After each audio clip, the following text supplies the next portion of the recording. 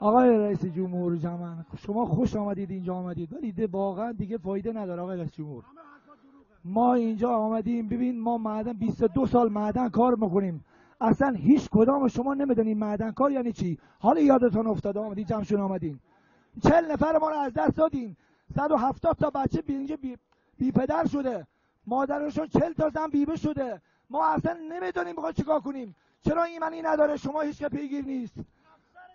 آقای عزیز شما ما چند سال پیش آمدیم دادگاه آزادشهر شکایت کردیم، ما رو با بتونه همین همکاراشون زدن فرار کردیم.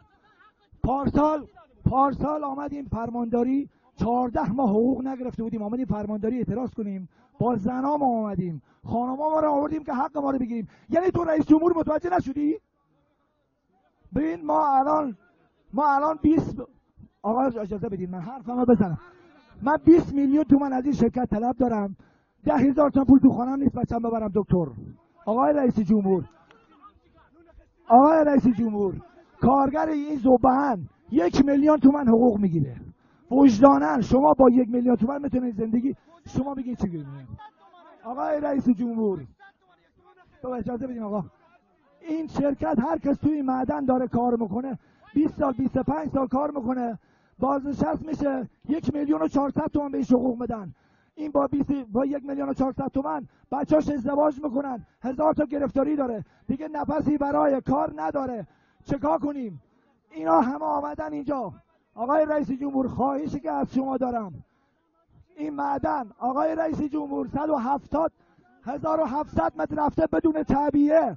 این مسئولین ما کجا هستن؟ دیشب معاون استاندار میگه معدن گاز نداشت، بیارش اینجا ببینم کجاش گاز نداشت.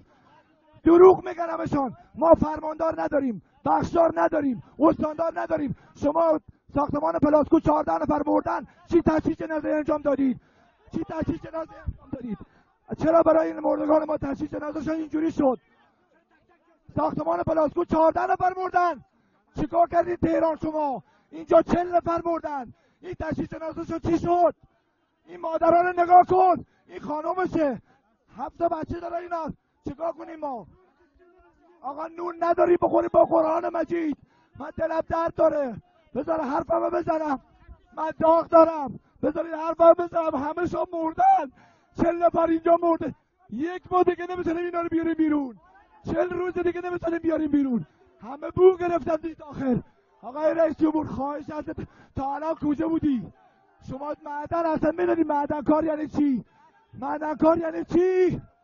ما داریم آقا بیمه ها ما رو نمیریزن، ما کار میکنیم بیمه ها ما رو 1 سال کار میکنیم 6 ماه بیمه بریزن، بیمه ما رو کتابخانه رد میکنن، بیمه ها ما رو آراشگری میزنن، سخت زیانآور به ما نمیدن.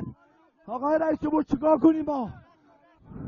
15 سال معدن زمان انقلاب 15 سال معدن کار میکرد بازنشست میشد، الان 25 سال کار میکنیم بازنشست نمیکنن به ما.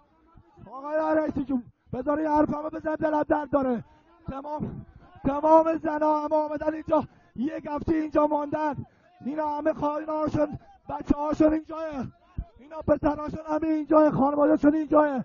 ما نمیتونیم دیگه توی معدن کار کنیم، نمیتونیم آقا. نه بذار من درد دارم، درد دلمو بگم. بذار رئیس جمهور دیگه اینجا نمیاد، تا 50 نفر نمیرن رئیس جمهور دیگه اینجا نمیاد، به قرآن نمیاد، هیچ کس نمیاد درد دل ما رو ببینه.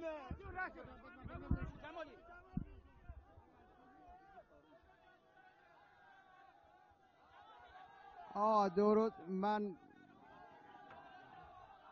برادر عزیز من